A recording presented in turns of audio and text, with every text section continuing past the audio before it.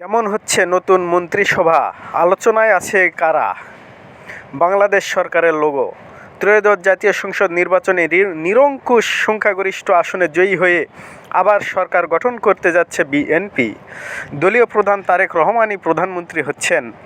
এখন দলীয় অন্দরমহল ও রাজনৈতিক মহলে মূল আলোচনা নতুন মন্ত্রিসভা নিয়ে। সম্ভাব্য মন্ত্রীদের তালিকায় কাদের নাম আছে তা নিয়ে চলছে জল্পনা কল্পনা। বিএনপির নীতি নির্ধারকেরা এখন ব্যস্ত তারেক রহমানের নেতৃত্বে নতুন মন্ত্রিসভা গঠনের প্রস্তুতিতে। বিএনপির দায়িত্বশীল সূত্রগুলো বলছে, এবারের মন্ত্রিসভায় অভিজ্ঞদের পাশাপাশি তরুণ ও মেধাবীদের প্রাধান্য থাকবে। গণসংহতি আন্দোলনের জুনায়েদ সাকি ও বাংলাদেশ জাতীয় পার্টি বিজেপি আন্দালিব রহমান পার্থকে মন্ত্রিসভায় রাখা হতে পারে বলে জানা গেছে। এই নির্বাচনে মিত্র দলের 6 জন নেতা নিজ দল ছেড়ে বিএনপির ধানের শীষ প্রতীকে নির্বাচন করেন। তাদের মধ্যে একমাত্র শাহাদাত হোসেন সেলিম জয়ী হয়েছেন। তার নামও আলোচনায় আছে। Please subscribe and click bell icon to get more update. Tarique রহমানের ঘনিষ্ঠ সূত্রগুলো বলছে, অভিজ্ঞ ও দক্ষ তারুণ্যের মিশ্রণে এবারের মন্ত্রিসভা গঠিত হবে।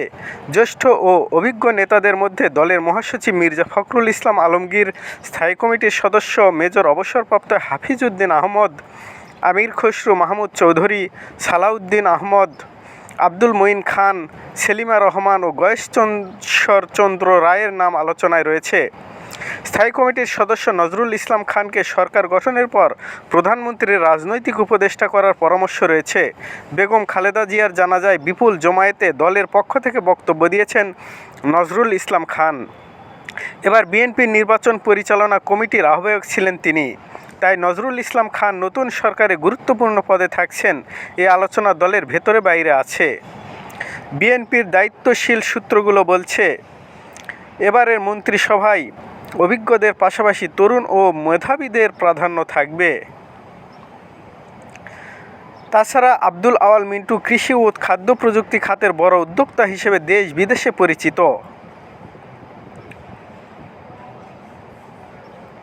বিএনপির বিভিন্ন পর্যায়ের নেতাদের সঙ্গে কথা বলে জানা গেছে, দলের কেন্দ্রীয় যুগ্ম মহাসচিব পদের 2 জন নেতাকে মন্ত্রিসভায় রাখার চিন্তা করা হচ্ছে। তারা নির্বাচন করেননি। জনপ্রশাসন মন্ত্রণালয়ের একজন অবসরপ্রাপ্ত সচিবের কথা ভাবা হচ্ছে, যিনি দলের বিভিন্ন নীতি গবেষণার সঙ্গে দীর্ঘদিন ধরে যুক্ত আছেন। শিক্ষা মন্ত্রণালয়ের জন্য বিগত সময়ে দায়িত্বে ছিলেন এমন কারো কারো নামও আলোচনায় আছে।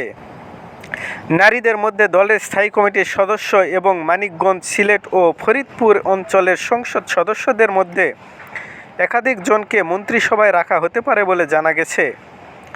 সংখ্যালঘু বা ধর্মাবলম্বীদের মধ্যে থেকে মন্ত্রিসভায় একাধিক জনকে রাখা হবে। এই ক্ষেত্রে একজন প্রবীণ নেতা এবং পার্বত্য এলাকার একজন নেতার নাম আলোচনায় রয়েছে। এবারের মন্ত্রিসভায় 10 থেকে 15 তরুণ মুখ ঠাঁই পেতে পারেন।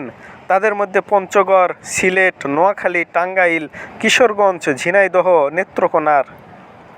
সংশ্লিষ্ট একটি সূত্র জানায়, 2001 সালের মন্ত্রিপরিষদে ছিলেন অপেক্ষাকৃত বিতর্ক কম ছিল এমন ব্যক্তিরাও কেউ কেউ নতুন মন্ত্রিসভায় থাকতে পারেন। বিগত যুগপৎ আন্দোলনের সময় মিত্র দলগুলোকে নিয়ে জাতীয় সরকার গঠনের প্রতিশ্রুতি ছিল বিএনপির।